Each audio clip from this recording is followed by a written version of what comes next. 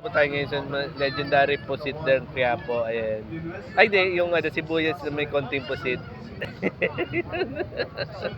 Ayan, ayan, makikita nyo.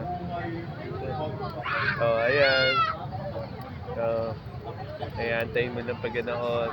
Maliit na, kasi yung mga pusit, ayun. Ayun, mana? Ayan. Sarap po yan. Sasaw mo. Sariwa po yan. Yes. Dami mo yung hindi, ginagawa yung pala, yan. Naalala ko yan. Ayan, ganyan. Ganyan. Sige, kainin mo. Kainin mo. Kainin mo. Sige na, yan ang pinipili ko sa akin.